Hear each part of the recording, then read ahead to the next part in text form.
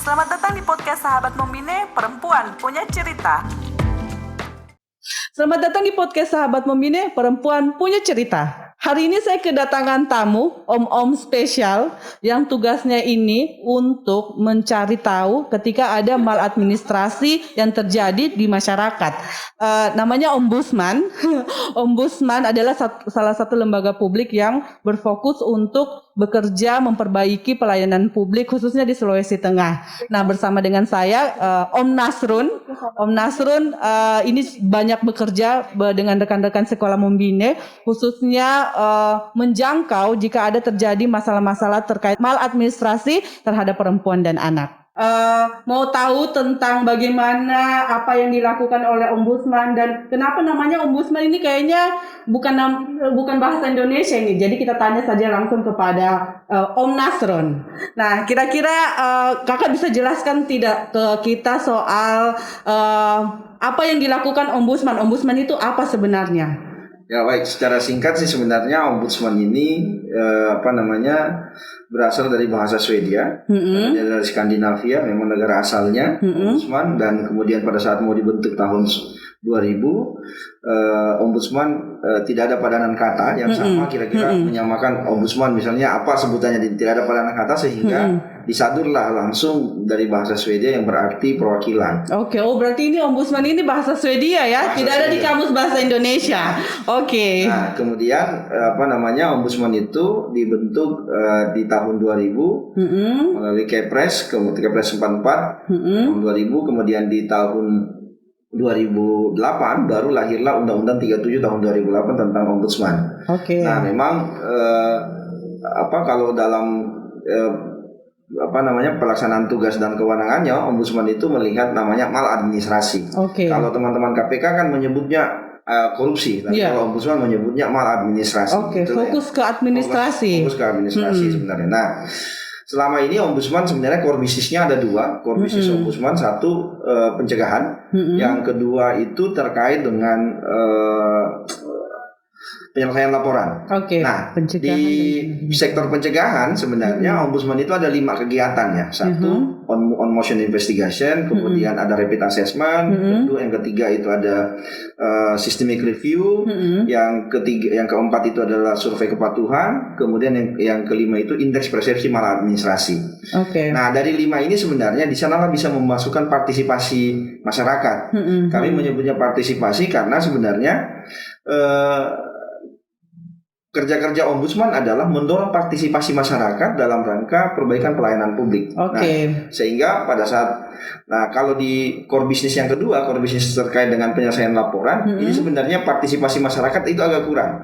Partisipasi masyarakat yang ada itu adalah masyarakat datang mengadu. Jadi misalnya kalau masyarakat mengadu, sebenarnya kata kuncinya adalah mengadu ke ombudsman, menyampaikan terkait buruknya pelayanan publik itu sebenarnya bukan hal bahwa orang yang datang mengadu itu adalah mencari kesalahan orang yang diadukan atau terlapornya. Sebenarnya tidak begitu. Kalau kita hanya melihat statistik misalnya, kalau melihat pengaduan yang banyak misalnya, tiba-tiba kita berasumsi kalau banyak pengaduan berarti kita tidak bagus pelayanannya. Betul. Begitupun sebaliknya.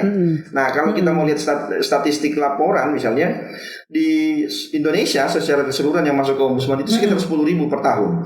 Wow, berarti banyak sekali pengaduan atau laporan yang masuk dari pemerintah, yang masuk ke ombudsman karena banyak dari administrasi atau pelayanan yang kurang baik terhadap masyarakat akhirnya dilaporkan. Berarti kata kuncinya penting partisipasi dari masyarakat untuk bisa mengadukan atau melaporkan, bukan berarti mencari celah atau kesalahan, tapi untuk demi memperbaiki sistem dan pelaporan kita ke depan. Nah, kalau bicara tadi jumlah laporan misalnya kita mempersepsikan bahwa buruknya pengaduan, di Australia itu 1 tahun itu 30.000. 30.000 ya, lebih banyak dari. Nah, pertanyaannya apakah karena banyaknya pengaduan di sana buruk pelayanan Australia? tentu jawabannya pasti hampir sama semua jawaban kita. Nah, sehingga sebenarnya pengaduan yang tinggi itu sebenarnya itu merupakan bentuk partisipasi masyarakat yang mau melakukan perbaikan pelayanan publik. Berarti aktif partisipasi masyarakat menunjukkan bahwa semakin aktif atau semakin ada respon baik dari masyarakat, berarti sistem akuntabilitas dari administrasi negara kita itu makin bagus ya. Jadi sebenarnya kalau bicara undang-undang pelayanan publik, pelayanan publik itu ada 3 partisipasi masyarakat. Satu, dilibatkan dalam pembentukan standar pelayanan publik. Yang kedua, di masyarakat itu dia dilibatkan dalam pengambilan kebijakannya. Yang ketiga, mengadukan terkait buruknya pelayanan publik. Jadi sebenarnya itu bentuk partisipasi. Nah, terkait dengan misalnya tadi tema terkait perempuan dan anak, sebenarnya di tahun 2019 kami di Ombudsman sebenarnya karena itu respons terkait dengan kebencanaan, Ombudsman punya kajian rapid assessment itu terkait dengan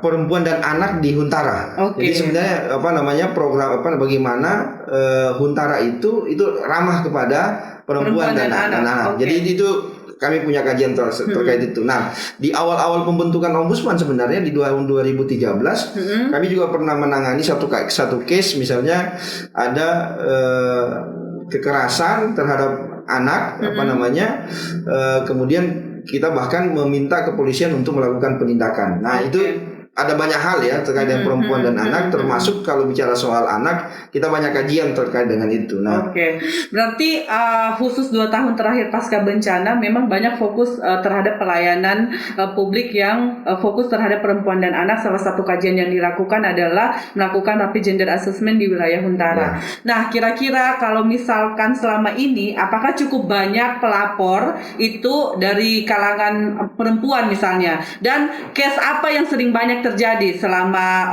Bapak Ombudsman ini Bapak melaksanakan tugasnya di 2 tahun terakhir? Nah, sebenarnya ada banyak yang kita dorong ya, termasuk peningkatan misalnya kelompok-kelompok masyarakat. Nah, ada beberapa teman-teman kita organisasi yang punya kelompok-kelompok itu yang kita dorong. Nah, memang yang kalau secara gender sebenarnya yang banyak melapor itu adalah perempuan yang banyak melapor kalau secara gender. Tapi karena justru ada beberapa urusan-urusan misalnya urusan pendidikan, rata-rata orang itu lebih mempercayakan kepada ibu untuk mengurus misalnya.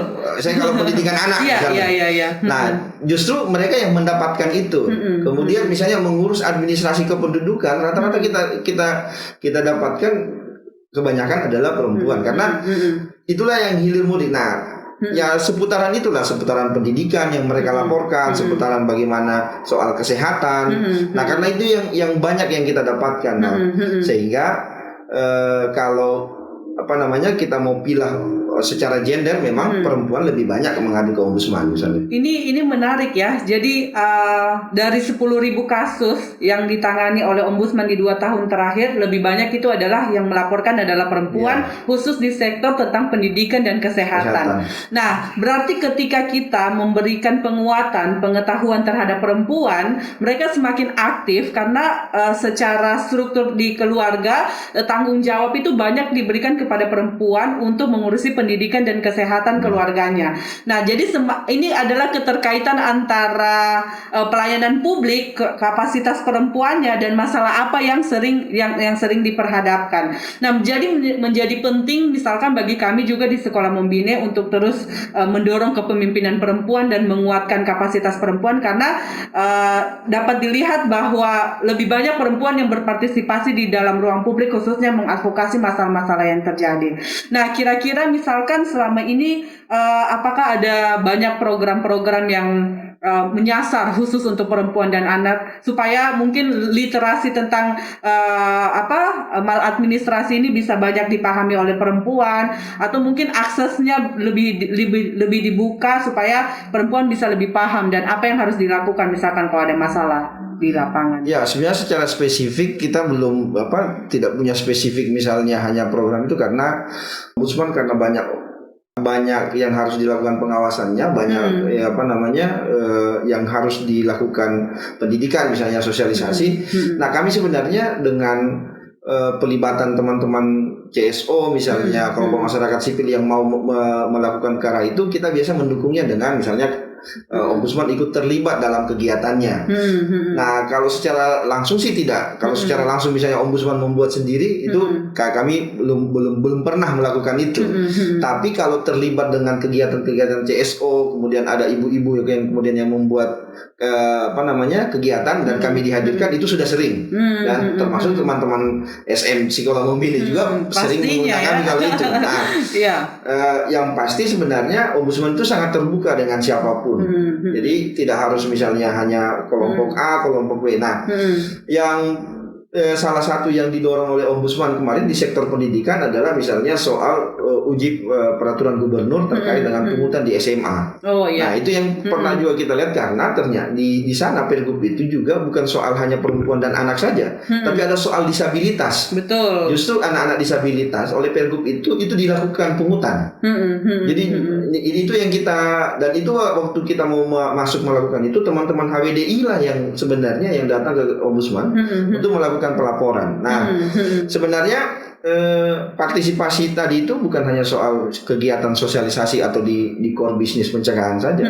Bisa jadi nanti kalau ada masalah-masalah yang ditemukan oleh teman-teman, apakah itu oleh kelompok pemerintah atau kelompok-kelompok binaan dari teman-teman Psikolog Membina misalnya, itu silakan saja dianu dengan Ombudsman. Bahkan kami dengan senang hati kalau misalnya ada kelompok-kelompok binaan teman-teman CSO itu menjadi mitra Ombudsman kami di lapangan ya, di perpanjang tangan dari Ombudsman untuk menjangkau masalah-masalah misalkan yang jauh untuk bisa datang. Ya, berarti kalau Ombudsman ini di Sulawesi Tengah mencakup ini ya, kabupaten kota yang ada di Sulawesi Tengah. Betul. Itu cukup banyak dan luas ya. Betul. Dengan keterbatasan resource yang ada, maka butuh mitra Ombudsman. Benar. Nah, kira-kira Kak, ini kalau misalkan ada masalah, itu bagaimana proses alur pelaporannya supaya nanti mungkin teman-teman bisa paham, mengerti apa yang harus dilakukan. Mungkin mereka mau melapor tapi tidak tahu kemana, atau mungkin malu, atau mungkin tidak tahu prosesnya. Ini bisa dijelaskan ke kita soal alur pelaporannya. Nah, sebenarnya kita punya beberapa capaian cerita kalau bekerja sama dengan kelompok-kelompok perempuan ini ya.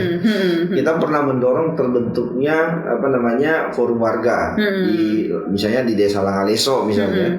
Kemudian dari sana malah terbentuklah Citizen Charter. Jadi ada piagam warga antara masyarakat yang forum warga ini dengan dinas kependudukan.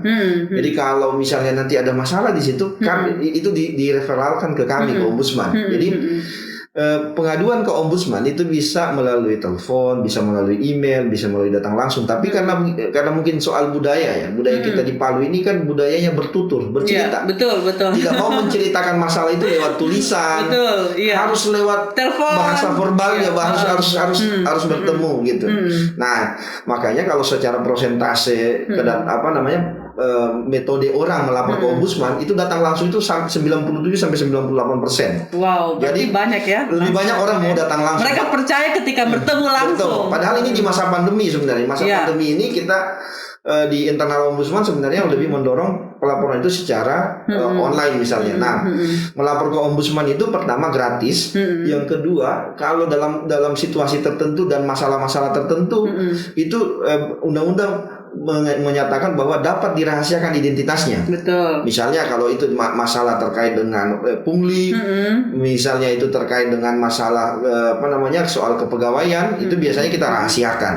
Nah, yang tadi gratis, kemudian ini bisa dirahasiakan. Yang ketiga, melapor di Ombudsman itu jangan pernah berpikir untuk memberikan sesuatu ke teman-teman di Ombudsman. Ini penting. Karena jaminan kami sebenarnya kalau ada misalnya ada oknum Ombudsman atau ada orang yang minta-minta atau ada yang menyatakan bahwa mengatasnamakan diri Ombudsman, Saya yakin dan pasti kalau itu betul dan itu adalah oknum ombudsman, hari ini dia terima, besok dia dipecat. Ya, jadi ini menjaga ini ya, kredibilitas lembaga. Karena yang terpenting itu adalah integritas kita. Nah, kalau ada pelaporan ke masyarakat ke ombudsman, silakan disampaikan ke kami, bisa lewat telepon, bisa lewat email, bisa datang langsung. Alamat kami ada di Jalan Hairil Anwar nomor 17. Nomor telepon yang bisa dihubungi? Nah, nomor telepon ini kami ada beberapa nomor telepon. Call center ya? Ya, call centernya silakan misalnya di mulai 0811 455 3493 dari 3493 sampai 3499. Berarti ada 3 nomor. 3493, 3495, 3495, 96, 97, 98, 99 sampai 99. Berarti berapa itu ya? Ada 7 nomor. 7 nomor ya? Ya.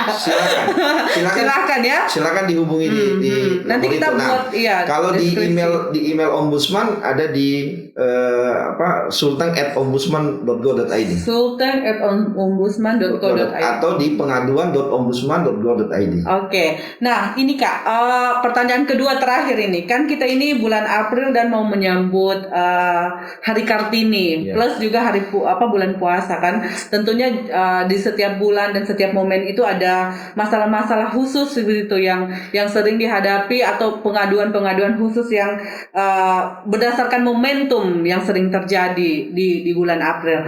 Nah, kira-kira seperti saya mau sedikit mengetahui ini mungkin secara lebih ke personal ya. Ketika orang atau bekerja di ombudsman pasti kan ada ketakutan begitu karena dikira nanti kita mencari kesalahan orang, padahal salah satu upaya yang dilakukan selain edukasi kita mencoba memediasi bagi permasalahan-permasalahan yang terjadi. Nah, bagaimana persepsi masyarakat selama ini melihat ombudsman gitu? Karena mungkin ini juga kalau boleh dibilang cukup baru, tapi walaupun waktunya cukup sudah cukup lama, tapi mungkin banyak yang belum mengenal atau mungkin juga banyak yang belum tahu, tapi makin kesini orang sudah paham, orang sudah tahu bagaimana cara melaporkan. Sejauh ini kira-kira apakah ada persepsi khusus bagi masyarakat begitu dengan ombudsman selama ini, bagaimana tanggapannya? Ya, itu pasti berbeda ya, karena rata-rata kalau pelaporannya yang sukses di ombudsman tentu itu menjadi bahan untuk diceritakan ke orang lain. Oke, kesuksesan ombudsman adalah ini ya. Ke orang lain misalnya, saya pernah berurusan di sini. Nah, kami juga tidak sedikit misalnya karena di ombudsman itu kami tahu benar bahwa kami juga manusia untuk melakukan pelayanan ke para masyarakat. Tentu kami juga menyediakan namanya quality insurance kami. Jadi silakan misalnya kalau itu terkait dengan pengaduan yang masuk ke ombudsman kok lama. Saya melaporkan misalnya di instansi A saya lama dilayani, tapi di ombudsman begitu mengadu lama lagi. Nah, itu bisa dilaporkan di di quality insurance kami. Jadi itu silakan tim QA nanti yang melakukan perbaikan atau melakukan pemeriksaan kepada kami yang memeriksa. Nah, jadi itu sebenarnya kami hanya memberi garansinya, karena kalau misalnya tingkat pengetahuan masyarakat itu yang kita mau lihat, sebenarnya yang banyak mengakses sekarang ombudsman Sulawesi Tengah sebenarnya itu hanya ada di Pasigala. Oke, berarti 2 tahun terakhir di Pasigala ya? Bukan cuma 2 tahun terakhir, persentase tertinggi itu ada di wilayah Pasigala itu. Jadi jadi sebenarnya itu PR kita, termasuk juga menjadi PR ombudsman. Nah, harapannya sih tadi dengan pelibatan dan kerjasama dengan teman-teman CSO, kemudian ada jaringan-jaringan sampai ke bawah, itu yang kita harapkan bisa menyerap bisa memberi pengetahuan ke masyarakat bahwa inilah ombudsman. Saya resources kami itu hanya 7 orang. 7 orang ya? 7 orang Sulawesi Tengah. Sulawesi Tengah dengan 12 kabupaten kota. Iya. 12 kabupaten 1 kota. Jadi ada 13. Ya? Nah, kalau mau lihat peta Sulawesi itu cukup jauh kota ya. Sulawesi itu jadi sepertiga Pulau Sulawesi adalah wilayah Sulawesi Tengah. Sepertiga Pulau Sulawesi. Betul. Itulah luasnya Sulawesi Tengah dengan Medan. Nah, tapi kita sebenarnya pertama membangun juga dengan Pemda. Pemda itu bukan menjadi objek misalnya bahwa itu yang harus dicari kesalahannya, tidak. Betul. Karena prinsip ombudsman adalah perbaikan pelayanan publik. Bukan prinsip bagaimana menghukum orang yang salah. Betul. Perbaikan pelayanan publik yang salah diperbaiki ya. Betul. Karena ombudsman itu kalau kami menyebutnya dengan magistrature of influence. Jadi ombudsman itu dia jualan pengaruh. Jadi dia itu lembaga yang memberi pengaruh, bukan lembaga yang memberi sanksi. Itu berbeda ombudsman. Betul. Sehingga ombudsman tidak dikasih kewenangan untuk memberikan sanksi, melakukan penangkapan misalnya. Ombudsman tidak ada di penindakan. Mau dikasih borgol, ombudsman tidak ada di situ karena ombudsman itu putusan-putusannya dia adalah morally binding, mengikat secara moral. Betul. Kalau kita mau menyatakan misalnya kalau putusan aparat penegak hukum sih itu adalah legally binding misalnya. Kalau putusan pengadilan. Nah, kalau kenapa ombudsman main di moral dan etika? Ombudsman main di moral dan etika. Nah, kalau di negara asalnya tadi, yang Swedia tadi di Skandinavia, begitu ada vonis dari ombudsman bahwa dia adalah melakukan maladministrasi dan melakukan pelanggaran etika, maka pejabat itu hilang seluruh hak keperdataannya untuk menduduki jabatan apapun. Jadi di sana menempatkan sanksi moral dan sanksi moral itu lebih tinggi sanksi pelanggaran etika ketimbang dia adalah sanksi misalnya pelanggaran hukum misalnya. Nah, kalau hukuman badan misalnya di sana bisa diganti. Tapi kalau itu terkait dengan moral dan etika, itu mereka akan habis mereka. Nah, kita justru terbalik. Ya, betul. Moral dan etika itu di bawah. Jadi yang ditakuti itu adalah kalau ada sanksinya. Kalau tidak ada sanksi seolah-olah diabaikan karena kita mengabaikan etika padahal justru harusnya pejabat publik yang akan didorong itu adalah punya etika gitu. Jadi ombudsman ini adalah om yang baik yang mengawal untuk ada perbaikan dan juga tidak menghukum.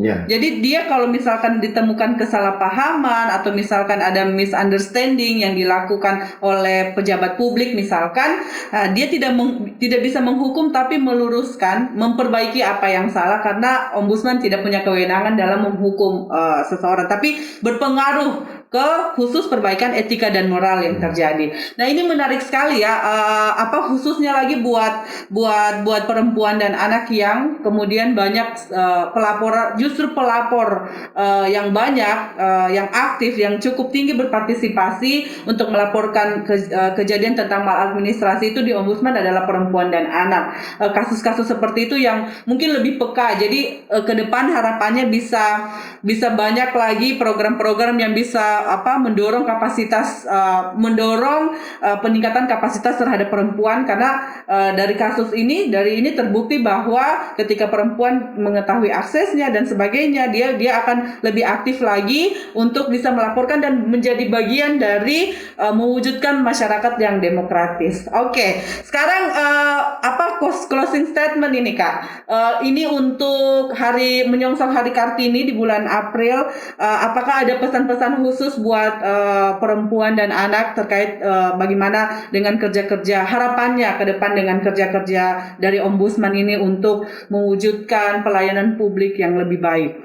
Ya, dari kami sih sebenarnya mengharapkan partisipasi masyarakat. Silakan berpartisipasi melalui penyampaian pengaduan ke ombudsman, apakah itu terkait misalnya mau konsultasi terkait dengan pelayanan publik yang dirasakan atau pelayanan publik yang dilihat.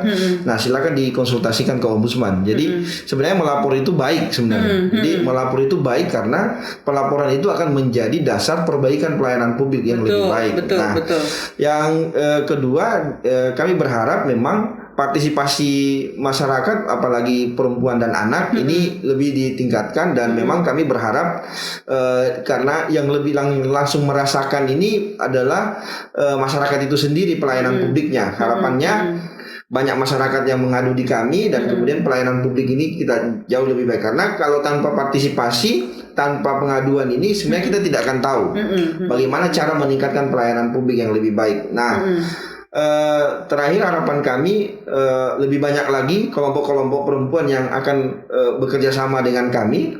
Tentu misalnya kalau tidak ada pengaduan laporan dari kelompok perempuan, tapi minimal membantu saudara-saudara yang ada di atau kelompok-kelompoknya yang ada di samping kiri dan kanan atau di tetangganya untuk menyampaikan pengaduannya ke ombudsman. Silakan ke ombudsman, semuanya free. Kami tidak meminta gratis satu ya. jadi silakan datang ke ombudsman. Nah, harapannya teman-teman psikolog Membine juga membantu ombudsman, membantu mensosialisasikan ombudsman, karena memang ini dari sebutannya saja sudah asing buat kita. Sudah asing, dan kami tahu itu ombudsman ada di posisi mana. Belum lagi ketersediaan sumber daya ombudsman untuk melakukan sosialisasi itu juga sangat-sangat terbatas. Dengan letak geografis Sulawesi Tengah yang cukup luas dan medan yang cukup sulit ya, maka butuh lebih banyak lagi partisipasi dan kerjasama dari berbagai pihak supaya semakin banyak laporan. Itu bukan berarti pelayanan yang tidak baik, tapi semakin banyak laporan maka ada perbaikan, upaya-upaya perbaikan ke depan agar manfaatnya bisa dirasakan kepada kita, khususnya terhadap perempuan dan anak. Baik, terima kasih. Ini banyak Bapak Ombudsman yang sudah meluangkan waktunya untuk bisa datang dan berbagi dengan sahabat Membine yang ada dimanapun berada. Ke depan nanti kita bisa banyak terus berkolaborasi, khususnya untuk perbaikan pelayanan publik, dan yang pastinya perempuan dan anak adalah kelompok pertama yang paling mendapatkan dampak atau manfaat yang baik ketika perbaikan pelayanan publik itu bisa lebih ditingkatkan. Terima kasih banyak, sampai ketemu di episode selanjutnya. Sahabat Membine, perempuan punya cerita.